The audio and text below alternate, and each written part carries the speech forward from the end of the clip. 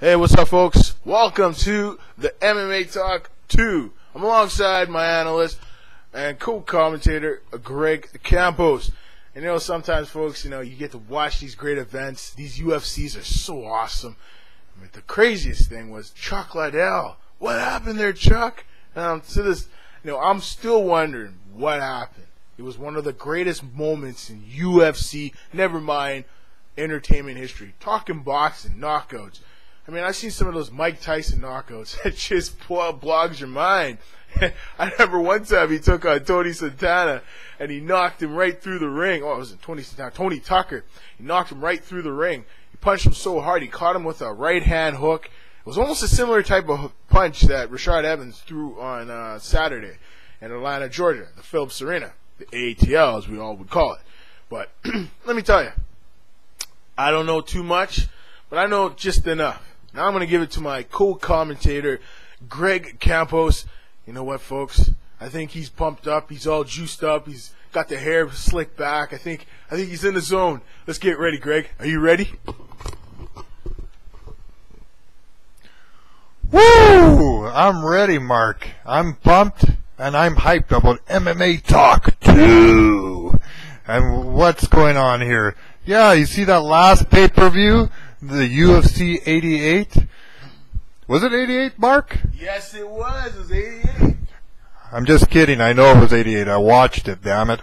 But anyway, that was a beautiful knockout by Rashad Evans. But like I said, Chuck Liddell, come on. Come on. What's going up with you?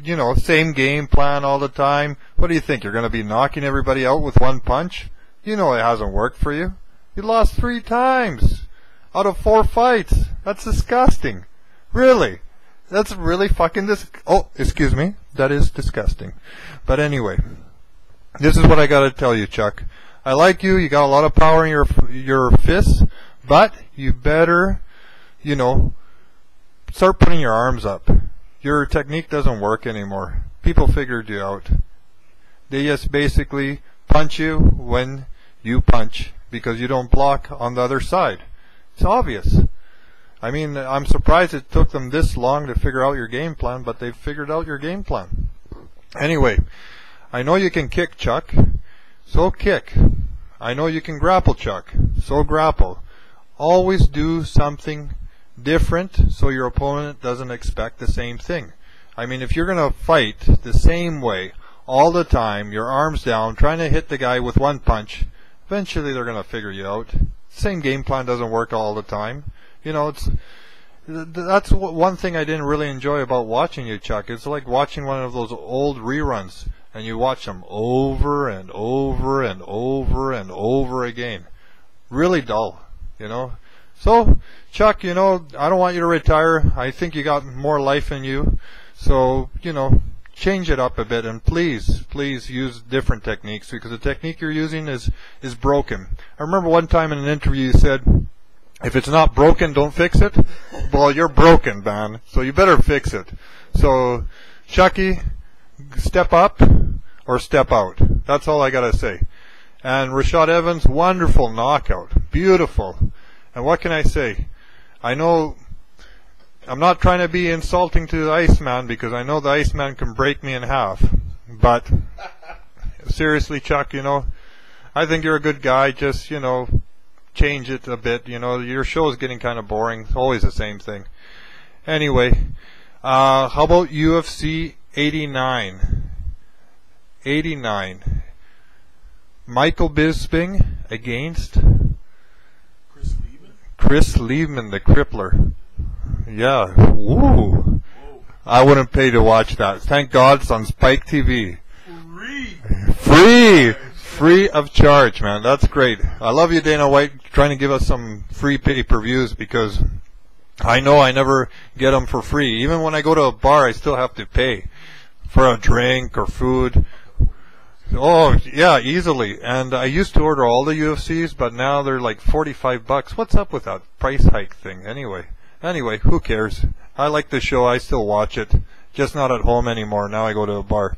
But anyway, Chris Liebman against Michael Bisping. Well, who do you think is going to win? Obviously, the count is going to put Chris Liebman to sleep. for the count of 10, I believe. And the crippler, I don't know why they call him the crippler, because he can't punch. He can't do anything right. He talks a bunch of crap, and at the same time, you know, really he's just... I think they call him the crippler because he's pretty much a crippled man when it comes to talking what he's going to do. I remember that time when he fought Anderson Silva, and he practically didn't land a punch, and his punches were all over the place, and Anderson Silva took him out in a few seconds.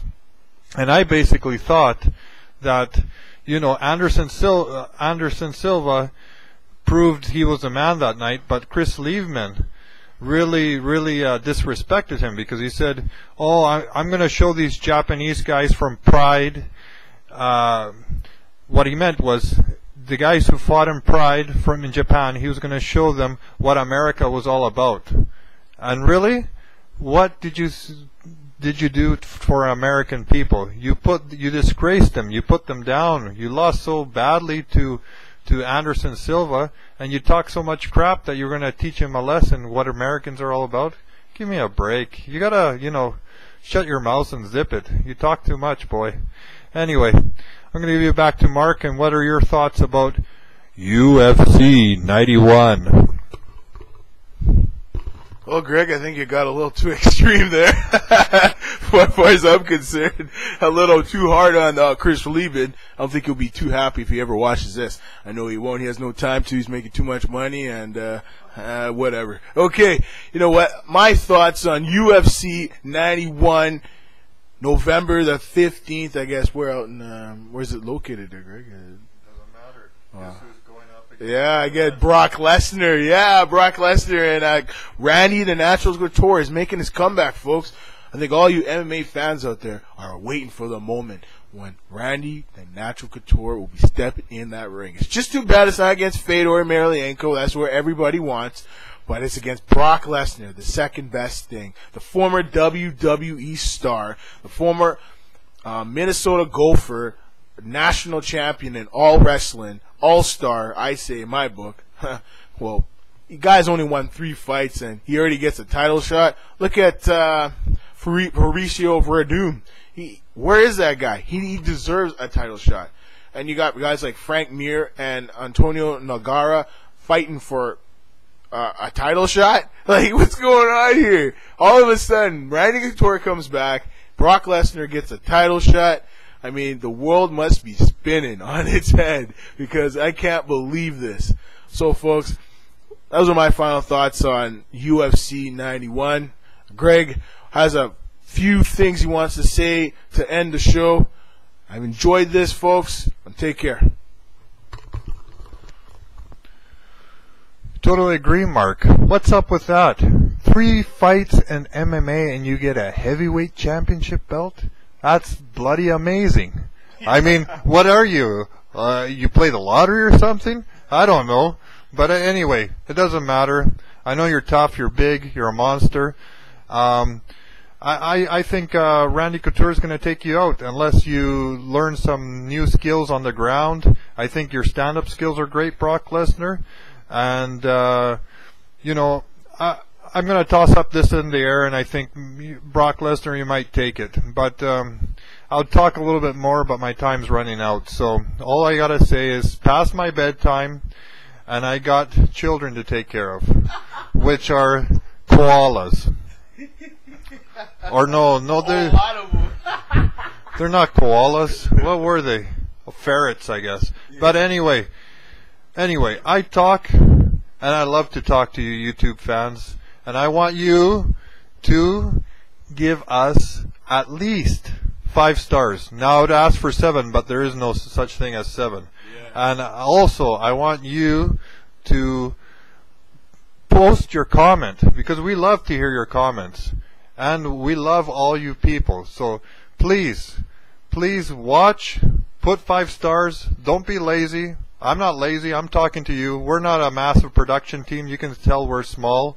But what can I say?